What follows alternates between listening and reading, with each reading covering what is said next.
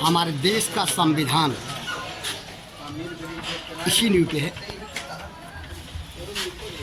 धर्म निरपेक्ष और पंथ निरपेक्ष। संविधान का अनुपालन आज़ादी से लेकर के आज तक अच्छा सा पालन किया जाता रहा है। और प्रसिद्ध कवि इकबाल जी ने कहा था, मजहब नहीं सिखाता आपस में वैर करना, हिंदू हैं हम, वतन है हिंदुस्तान हमारा। इकबाल कवि इस कविता के अनुपालन में हमारे देश का संविधान बना, ऐसा लोग कहते हैं, जानते हैं। लेकिन अगर किसी पक्ष से किसी बात को लेकर के फतवा जारी होने लगे तो फिर हम इसे क्या कहेंगे। एक ऐसा ही मामला विगत महीने प्रकाश में आया जनपद सिद्धार्थनगर के नगर पंचायत शोधगढ़ के जामा मस्जिद। आए मामले की पड़ताल करते हैं। हम इस वक्त नगर पंचायत शोधगढ़ की बड़ी जामा मस्जिद के बाहर खड़े हैं और पहले कहानी की शुरुआत करते हैं उस युवक के बयान से जो ये फतवा के हद में आया और अभी अपनी जिद पर कथित रूप से कायम है। नाम है दानिश। पिछले दिनों नगर पंचायत सोहरगढ़ में बड़ी मस्जिद, जिसे जामा मस्जिद के रूप में जानते हैं, एक घटना घटी। मारपीट की घटना कथित रूप से घटी।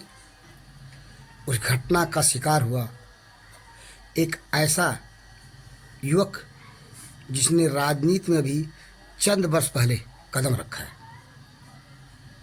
जानते हैं मामले के संबंध में। क्या नाम है आपका? मोहम्मद दानिश।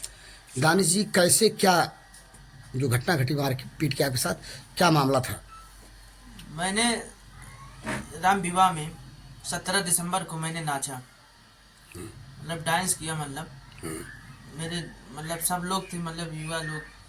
हाँ, आपके साथी दोस्त। जी, तो मैंने 8 सेकंड डांस किया। तो इनको आरोप लगा, ये आरोप मुझ पे लगा रहे हैं कि ये कह रहे हैं कि फतवा जारी। कौन लोग हैं ये लोग? कौन लोग हैं? आपके समाज के लोग? हाँ, हमारे समाज के लोग हैं। इन लोग टार्चर हमको कर रहे हैं कि तुमको माफी मांगना पड़ेगा। यानी आपके नाम से फतवा जारी किया गया, आपके समाज, धार्मिक समाज के लोगों से। जी। वो क्या था फतवा? आपने पढ़ा होगा। नमाज नहीं पढ़ोगे। यानी आपका धार्मिक रूप से सामाजिक बहिष्कार करने की बात कही गई, ऐसा माना जाए? बोल रहे हैं कि तुमको माफी मांगना पड़ेगा, अगर नहीं मांगे तो तुमको ही मारेंगे, ऐसा कहा जा रहा है। कौन हो लोग, वो लोग जो कह रहे हैं ऐसा? वो मैंने थाने पे मुकदमे में हुआ है। अच्छा, नाम आपने जो दरखास्त दिया है आपने, उसमें दर्ज करा रखा है। जी। ये जो जुमे की नमाज के दिन घटना घटी बताया जा रहा है, जी, मारपीट की, जी, बड़ी मस्जिद के पास, जामा मस्जिद के सामने। जी, उस दिन आप नमाज अदा करने गए थे? जी, गए थे। नमाज पढ़ के मैंने बाहर निकला। मैंने बाइक उठाया, मैंने घर जा रहा था खाना खाने। जब तक एक चाय की दुकान है वहाँ पे अक्सर राजनीतिक होता है। चाय की दुकान, वो दुकान जो विवादित थी, जिसके बारे में विवादित थी, वो पहले से भी एप्लीकेशन वहाँ पे, उस पे कई सभासदों, नगर पंचायत के लोगों ने भी आपत्ति दर्ज कराई थी, शिकायत हुआ था। जी। हाँ, तो फिर उस चाय की दुकान के पास, चाय की दुकान पे वहाँ पे बैठे थे नेता अल्ताफ चाचा। अच्छा, आपके समाज के नेता है, पुराने नेता है? हाँ, उनके लड़के भी थे वहाँ पे। उनके लड़के बोले कि अगर हम देखे नहीं तो तुमको वहीं फाड़ देते हैं। अच्छा, नमाज जब आप अदा कर रहे थे? हाँ जी, बड़ी मस्जिद में? जी। वो कहे कि अगर हम देखे होते तुमको हलने नहीं देते, वहीं पे फाड़ देते तुमको। फिर उसके बाद अल्ताफ चाचा ने इशारा किया, इसको मार लो। अच्छा। हाँ, वहाँ पे प्रशासन लोग भी थे मौजूद में, पुलिस वाले। जी, वहाँ पे थे। घटना में एसओ साहब भी आए। एसओ सोहरगढ़। जी। ये बताइए, ऐसा बताया जाता है, ऐसी सूचना है कि आपके साथ जो फतवा कथित रूप से जारी किया गया था उसकी जानकारी और आप अपनी सुरक्षा की बात को अल्ताफ जी से कुछ दिन पहले बताए थे।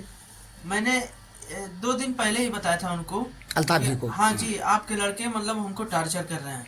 तो उन्हें अनुशासन मुझे दिया कि हम समझा दे रहे हैं, अब दोबारा नहीं करेगा। आश्वासन दिया अल्ताफ जी ने। हाँ जी। उसके बाद भी, उस आश्वासन देने के बावजूद भी आपके अनुसार घटना घट गई, आपके साथ मारपीट की। जी, हमें मारा, वहाँ पे हमें मारा बहुत।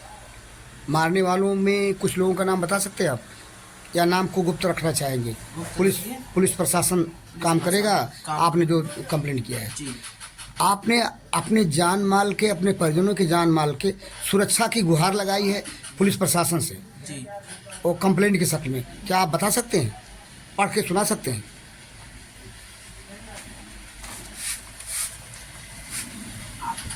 तमाम सामाजिक कार्यों में संलग्न रहता है, जिसमें हमारे समुदाय के सके और कट्टर मानसिकता वाले बहुत से लोग हमारे परिवार को नाराज रहते हैं। प्रार्थी तमाम सामाजिक कार्यों में, यानी आप? जी। हाँ। अयोध्या में प्राण प्रतिष्ठा के संदर्भ में निकलने एक जुलूस में हमने सहभागिता की थी, जिसके अरे, कारण राम विवाह के जुलूस के बाद भी आप प्राण प्रतिष्ठा वाले कार्यक्रम में लोगों के साथ, जिसका जिक्र आप कर रहे हैं, सामाजिक कार्यों में, चाहे वो हिंदू त्यौहार हो चाहे वो मुस्लिम त्यौहार हो, सभी त्योहारों में आप बढ़ चढ़ कर हिस्सा लेते हैं, यह लोगों को नागवार लग रहा है, क्या माना बहुत जाए? लग रहा है। आप कंप्लेंट को पढ़िए जो आपने कंप्लेंट किया है प्रशासन पुलिस से।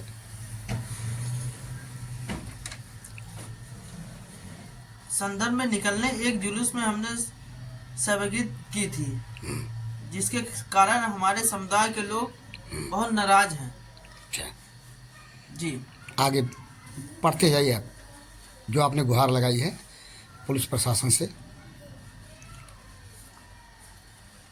यही सब है। अच्छा, इसी बात, अपनी और अपने परिवार की सुरक्षा को लेकर के आपने गुहार लगाई है पुलिस प्रशासन से? जी, पुलिस प्रशासन से मैंने गुहार लगाई है। मैं अगर यहाँ से हमें न्याय नहीं मिलेगी, मैं आगे तक जहाँ मेरी क्षमता होगी, मैं वहाँ तक मैं न्याय के लिए मैं गुहार लगाऊंगा। ये बताइए कि आपको आपका धार्मिक समाज, जी यानी सदर मस्जिद जो है उसके इमाम साहब, जी, यदि आपको बुलाते हैं और उनके अनुसार जो आपके द्वारा गलती हुई है उसके लिए माफ़ी मांगने को कहते तो आप तैयार हैं? माफ़ी तो मांगेंगे। हमसे इमाम साहब कहें माफ़ी मांगने के लिए, जो भी सज़ा देंगे इमाम साहब हमको देंगे। अच्छा, वो 8 सेकंड नाचने के लिए, मतलब जो भी सजा देंगे आप तैयार हैं? जी, हम 8 सेकंड के लिए अगर उनको अगर गलत लग रहा है तो मैं माफ़ी मांग लूंगा, लेकिन इसमें राजनीतिक नहीं होनी चाहिए। क्या आपको लगता है कि राजनीति भी की जा रही है? राजनीतिक हो रही है। ऐसा क्यों हो रहा है? क्या आपसे जो लोग राजनीतिक छवि से इसमें ईर्ष्या कर रहे हैं वो लोग ऐसा कर रहे हैं? इसमें बहुत जलन है। मैं सबके साथ रहता हूँ, हिंदू मुस्लिम के साथ रहता हूँ, युवा नेता हूँ, मैं सब में बढ़ चढ़कर हिस्सा लेता हूँ।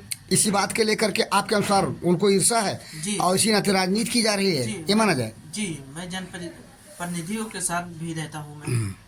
यानी ईमानदारी से अगर इमाम साहब आपको बुला करके और उनके नज़र में जो गलती हुई है आपसे उसके लिए माफ़ी मांगने को कहें तो आप तैयार हैं? बिल्कुल माफ़ी मांगूंगा।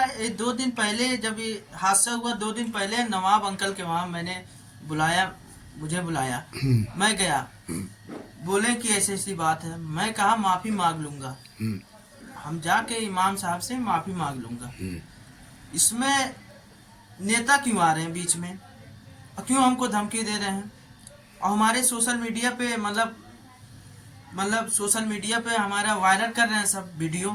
यानी आपके खिलाफ दुष्प्रचार किया जा रहा है? जी, हमारा आपको लगा ऐसा? मेरा छवि खराब करने की, यानी आपके राजनीतिक छवि से लोगों को चिढ़ है, बहुत चिढ़ है। इसी का परिणाम समझा जाए जो कुछ आपके साथ हुआ। जी, दानिश के बयान को आपने सुना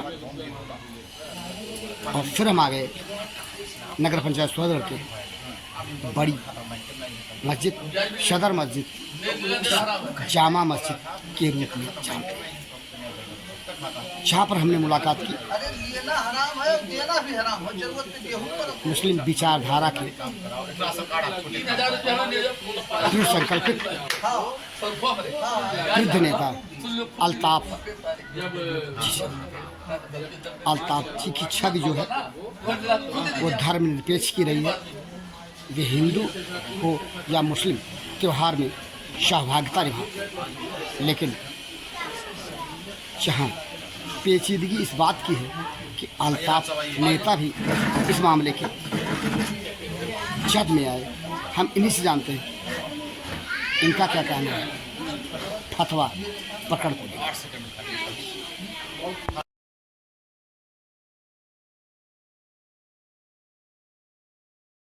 जनपद सिद्धार्थनगर के नगर पंचायत सोहदगढ़ की जामा मस्जिद, जो कि प्रसिद्ध मस्जिद है, जहाँ पर बैठकर हम पिछले दिनों जो नगर पंचायत सोहदगढ़ में 2 युवकों को लेकर के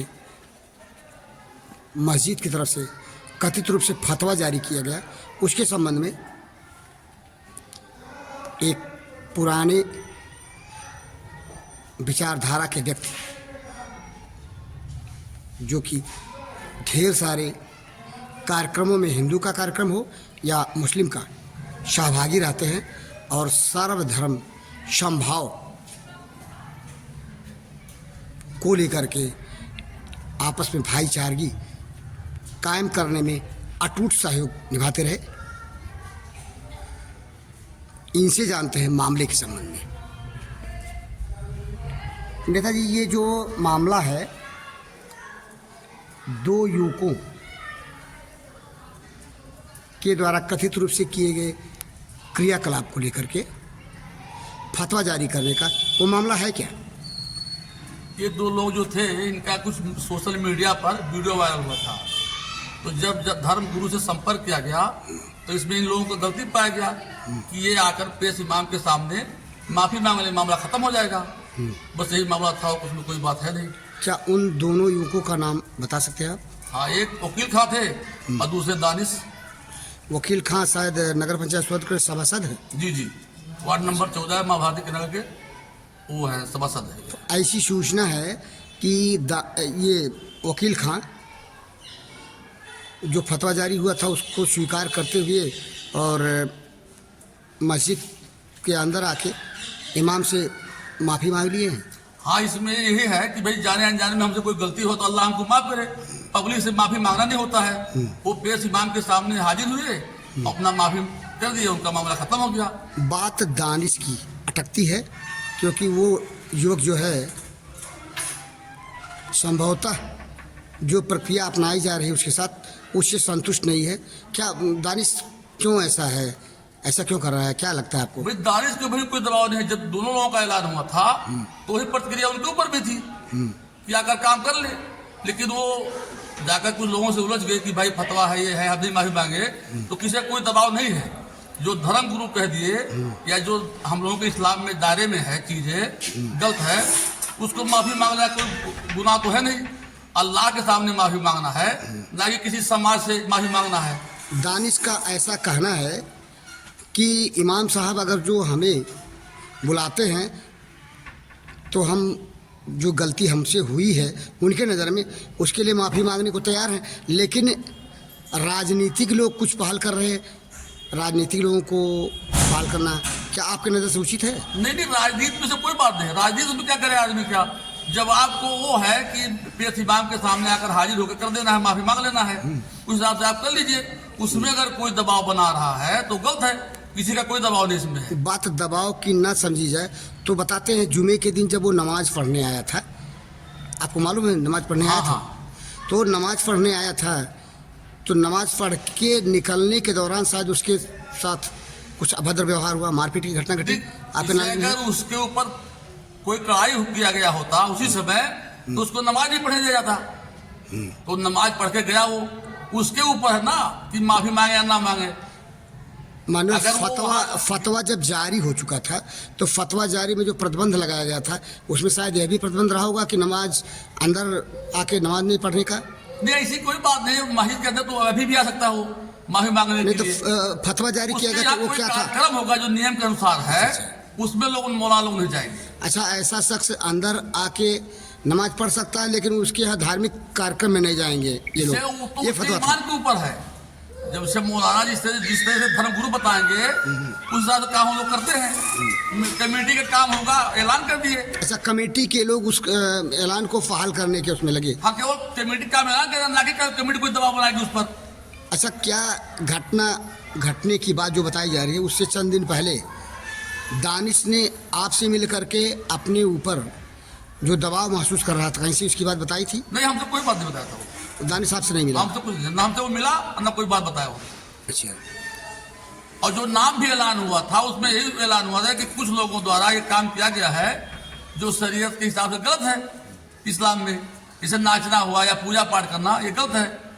तो उस हिसाब से आप धर्म गुरु के सामने आइए, आप कर लीजिए अपना काम, माफी मांग लीजिए अल्लाह का काम। आप नेताजी, आपकी भी जो छवि है एक धर्म निरपेक्ष व्यक्ति की छवि है, मानेंगे ना? जी जी। आप नगर पंचायत सौदे में चाहे हिंदू का कार्यक्रम हो चाहे मुस्लिम का, शामिल होकर के सहभागिता निभाते हैं। क्या यह भी समझा जाए कि जो फतवा जारी किया गया था उसके दायरे में आता है?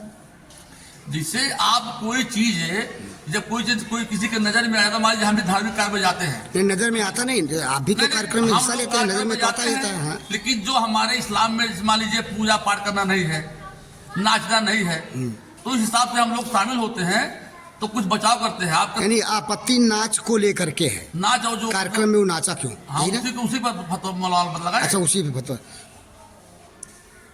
ये बताइए कि जो इस दिन घटना घटी, क्या उस दिन घटना घटी थी मारपीट की? नहीं, मारपीट को बड़ी मस्जिद के सामने? उससे पूछे थे कि भैया आप माफी मांगेंगे तो कहे नहीं मांगे। वो विधायक को फोन लगा, उसको एक दरोगा से ज्यादा काम बिगड़ा यहाँ। अच्छा। रमा शंकर एसआई की ड्यूटी लगी थी यहाँ पे हाँ, बड़ी मस्जिद के पास। तो दो लड़के आपस में मतलब बहस कर रहे थे, उसमें वो दरोगा ही उसको मारा 2 थप्पड़। अच्छा, दानिश को मारा और हाँ, जो बहस कर रहा था उस हाँ, लड़के को। हिंदुस्तानी का लड़का एक था फैजान को, उसको भी मारा। अच्छा। और दोनों लोग हटा दिया। तो मामले को रफा दफा करने के लिए मारा होगा दरोगा ने? वो कुछ भी उसके समझ में आया हो भाई, जो किया होगा ठीक है किया, मतलब बिना से अपने साथ। लेकिन हाँ, जो जब ड्यूटी थी बाद तो- में वही फोन किया कि यहाँ हिंदू मुसलमान का झगड़ा हो गया है। अच्छा, जो तैनात दरोगा थे हाँ उन्होंने फोन किया पुलिस प्रशासन को कि यहाँ पे लफड़ा हो रहा है। हाँ, फिर बाद में आगे स्टाफ आ गया, पूरा फोर्स आ गया। और ऐसी कोई घटना नहीं थी कि मारपीट का, अकेले वो था। अगर उसको लोग मारते हैं तो उसको चोट आती है। और इसमें कुछ लोग बाहरी राजनीति करते हैं जो गलत है। धर्म के नाम पर राजनीति करना अच्छा नहीं है। कौन करता है? त्योहार में कायम रहता है, कायम रहे। आपके धर्म से जुड़े लोग ऐसा राजनीति नहीं कर रहे होंगे, आपको विश्वास है ना? नहीं, हमारे साथ तो कोई नहीं कहा ऐसा। तो क्या हिंदू धर्म के जुड़े लोग हिंदू धर्म ऐसा कर रहे हैं, आपको लगता है? जिसका आपस में राजनीति चल रहा है चुनाव को लेकर, जो पिछले साल हुआ है नगर पंचायत का, तो उसमें भी गुटबाजी चल रही है। अच्छा, तो उसी को लेकर किसका आदमी है? के ये माना जाए कि राजनीति की रोटी सीखी जा रही है आपके हाँ, अनुसार? इसमें यही मामला हो रहा है। कहा जाता है मजहब नहीं सिखाता आपस में बैर रखना, तो ये बैर रखना कौन सिखा रहा है? भाई, जिनको उससे राजनीति से स्वाद लेना है तो कुछ लोग तो समाज में रहते ही हैं। 100% लोग सही नहीं रहते हैं। समाज में जमील सिद्दीकी साहब नेता हुए, यहाँ विधानसभा प्रत्याशी भी रहे और पूर्व चेयरमैन नगर पालिका तेतरी बाजार के। मुझे याद है कि यहाँ एक शिव बाबा स्थल है, वहाँ इन्होंने यथाशक्ति लगभग 21,000 रुपये का दान दिया था। इसके साथ ही तमाम कार्यक्रम जो होते हैं, जो राजनीतिक व्यक्ति होता है, जो सामाजिक व्यक्ति होता है, वो अपने आप को किसी भी धर्म में जाने से, किसी भी कार्यक्रम में जाने से रोक नहीं पाता। कोई भी धार्मिक कार्यक्रम हो, उसकी एक सहभागिता रहती है कि हम यहाँ भी कार्यक्रम में शामिल रहें, क्योंकि हमारा स्तर एक सामाजिक है। तो सामाजिक स्तर पे जो है, जो राजनीतिक स्तर पर है, वो कैसे अपने आप को रोक पाएंगे? नहीं, सामाजिक स्तर पर आप जाइए। हर क्या मतलब शादी ब्याह हुआ, किसी क्या कथा हो रहा है, मंदिर में कोई प्रसाद बट रहा है, उसमें आप जाइए। तो जितना आपका नियम कानून साहब से काम करिए। अल्ताफ जी, एक बात और सामने आई है भांडाफोर को अपनी पड़ताल में, और ऐसा आरोप लगा रहा है एक पक्ष, नाम का खुलासा मैं नहीं करूँगा, कि फतवा गरीब लोगों के लिए जारी होता है। इस संबंध में क्या कहेंगे आप? नहीं, ये तो गलत है भाई। इसमें यही तो मामला हुआ। कुछ कहे कि वकील खां का नहीं नाम लिया जा रहा है। तो जो भी मामला आया है दोनों के ऊपर है ना। इसके पूर्व में भी 2 लोग गलती किए थे, आजम थे, एक शहजाद थे। यही लोग सोशल मीडिया पर लगाए वीडियो वायरल किए कि इसके पहले जो हम लोगों के ऊपर हुआ था हम लोग माफी मांग लिए थे कि इन लोगों से नहीं मंगाया जा रहा है। नाम लेना उचित नहीं होगा, लेकिन आप इशारा समझेंगे भंडापुर का। इसी नगर पंचायत के एक डॉक्टर साहब हैं, उनके घर में, वो मुस्लिम हैं, उनके घर में मंदिर है। इसे आप क्या कहेंगे? इसमें आपका समाज क्या कहेगा? नहीं, समाज मंदिर रहने से हाँ। तो कुछ है, उसमें तो कुछ है नहीं। मतलब जो धार्मिक स्थान का कोई बनाया है, अगर उसमें वो अपने घर के अंदर, अपने घर के अंदर, घर के अंदर हो कुछ भी हो, अगर उसमें आप पूजा पाठ करेंगे तो उस इस्लाम के उसके दायरे में आएगा वो। हाँ। आपका धर्म, हमारा कोई मस्जिद जिसको आस्था है वो मंदिर रखे रहेगा, मस्जिद रखेगा, मजार रखे लोग रखते हैं फोटो, तो उसमें से कोई बात नहीं है। तमाम हिंदू दुकानों पर भी देखा जाता है कि मजार का फोटो है और उसमें मौलाना से लोगों बनवा लेते हैं, बनाते हैं। यदि ये सर्वधर्म समभाव का विचार माना जाए, हाँ तो ही है। तो जहाँ पर नाचने की बात, अगर कोई युवा, आपका लड़का, मेरा लड़का, कोई लड़का हो, किसी कार्यक्रम में नाच लिया तो फतवा जारी हो जाए। घर में हमने मंदिर बनाई, उसके लिए क्या कहता समाज आपका? कुछ बोलेंगे आप? जानकार व्यक्ति मंदिर या मस्जिद जो भी आप लोग रखेंगे उसमें वही बताया आपसे ना कि मान लीजिए आप हमको किसी कार्यक्रम में बुलाए, हम आपके धर्म का सम्मान करते हैं, उसमें आपके सम्मान करते हुए पहुंचे, लेकिन यहाँ तक तो चलाऊ है, होना भी चाहिए, क्योंकि सद्भाव होना चाहिए, भाईचारगी होना चाहिए। जरूरत इस बात की, तभी हम समाज में रह सकते हैं। लेकिन अपने घर में अगर हम मस्जिद बनवा लें हिंदू होके, या अपने घर में मुस्लिम होकर के मंदिर बनवा लें घर के अंदर, तब फतवा क्या जारी होगा? जारी होना चाहिए कि नहीं? मंदिर मस्जिद पर कोई फतवा नहीं है। फिर जब आप उस तरीके से कोई कार्यकलाप करेंगे, घर के अंदर नहीं, एक घर के अंदर अगर हम मंदिर बनवाते हैं तो किस लिए बनवाएंगे? घर के अंदर पूजा करने के लिए। तो उनकी आस्था भाई करेंगे। अगर सवाल आस्था का आ गया। अब सवाल यहाँ यह उठता है कि अपने आस्था ना सही, अपने मन के मुताबिक या इच्छा ही हो गई नाचने की, किसी युवा की, वृद्ध की नहीं, तो फिर फतवा जारी हो गया। नहीं, फतवा में ये भी तो रहता है कि जानबूझ के जाने अनजाने में जो हमसे गलती है वो माफ करे, कि थोड़ा कहते कि मैंने जानबूझ गलती किया है। भैया ऐसा बताइए कि मंदिर अगर हम बनवाते हैं तो जानबूझ के बनवाएंगे, अनजाने में नहीं। तो उनके ऊपर भी अगर कोई मतलब उंगली उठाएगी, मतलब धर्म गुरु, क्यों उंगली नहीं उठ रही है? क्या यही फतवा जारी होता है क्या? नहीं, फतवा जारी होता है क्या गरीबों के लिए? डॉक्टर कोई भी हो, मतलब अगर ये सामने आएगी कि कोई द्वारा, चाहे सोशल मीडिया द्वारा, किसी द्वारा जब आया जाएगा, तो जब लोग उसको भी संज्ञान में लेंगे, तो जो धर्म गुरु बताएंगे उनके ऊपर कार्रवाई। यानी ये चीज मालूम नहीं है आपके समाज को, इस नाते कोई एक्शन नहीं हुआ। ये वही चीज जब जानकारी में आएगी, कोई चीज आएगा सामने और वो उस परिधि में आएंगे फतवा के, तो उनके ऊपर भी लागू होगा। आपने अल्ताफ नेताजी, हमने घुमा फिरा करके ढेर सारे सवाल इनसे किए। अब एक नज़र उस वीडियो को दिखाते हैं जिस वीडियो में नाचने की बात को लेकर के फतवा जारी होने की बात बताई जाए।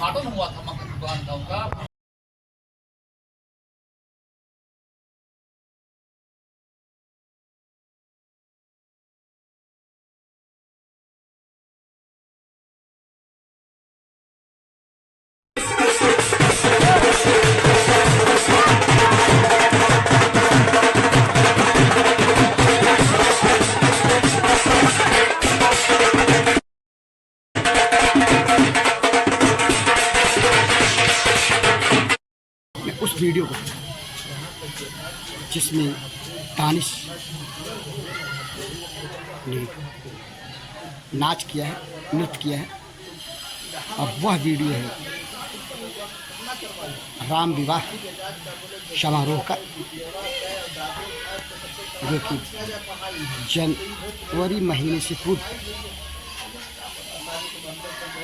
दिसंबर के महीने में राम विवाह समारोह का भी विवाद जो उठा है इस हद तक गहरा जाएगा। वीडियो के नाच को लेकर के किसी ने सोचा भी नहीं था।